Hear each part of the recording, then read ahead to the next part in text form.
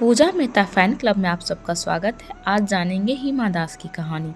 हिमा दास का जन्म 9 जनवरी 2000 को असम राज्य के नवागांव जिले के ढींग कस्बे के कांधुली मारी नामक गांव में एक बहुत ही गरीब परिवार में हुआ था। इनके माता पिता का नाम जोमाली और रोनजीत दास है।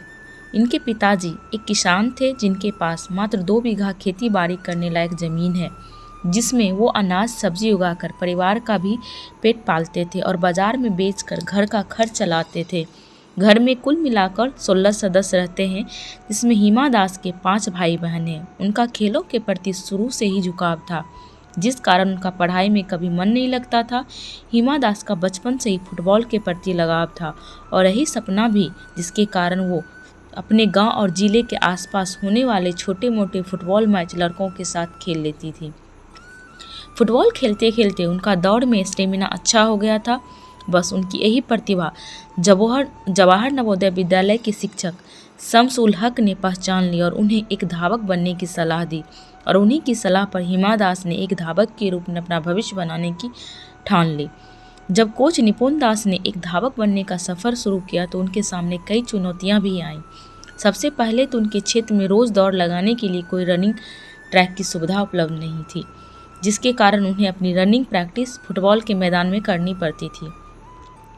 फिर दूसरा, रनिंग प्रैक्टिस के लिए नए जोड़ी जूते भी चाहिए थे, पर परिवार की आर्थिक स्थिति अच्छी नहीं होने के कारण वो अपने पुराने जोड़ी जूते में अभ्यास करती थी।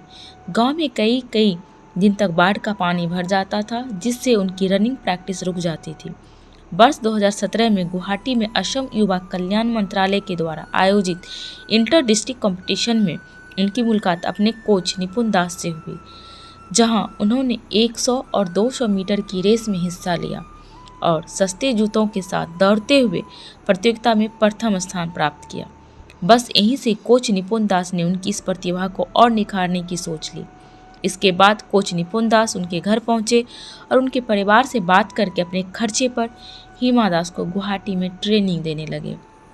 निपुण दास शुरू में हिमा दास को 200 मीटर रेस में भाग लेने के लिए ट्रेनिंग देते थे, जो बाद में उन्होंने बढ़ाकर 400 मीटर की कर दी।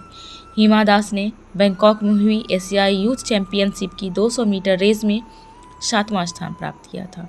इसके बाद 18 वर्ष की आयु में ऑस्ट्रेलिया में हुए कॉमनवेल्थ गेम्स में भी भारत की ओर से हिस्सा लिया था और 400 मीटर के फाइनल में 6वां स्थान प्राप्त किया। कॉमनवेल्थ गेम्स के बाद इन्होंने फिनलैंड में हुए world athletics championship track competition में हिस्सा लिया था और अंडर 20 चैंपियनशिप की 400 मीटर की रेस मात्र 51.46 सेकेंड में पूरी करके प्रथम स्थान और स्वर्ण पदक भी जीता। इसके बाद उन्होंने इंडोनेशिया के जकार्ता में हुए एशियन गेम्स में 2 गोल्ड मेडल और 1 सिल्वर मेडल जीता और फिर वर्ष 2019 में चेक रिपब्लिक में हुए अंतर्राष्ट्रीय टूर्नामेंट में लगातार 5 स्वर्ण पदक जीतकर देश का नाम रोशन किया।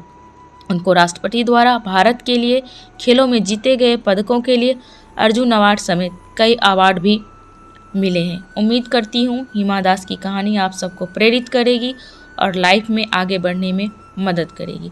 धन्यवाद।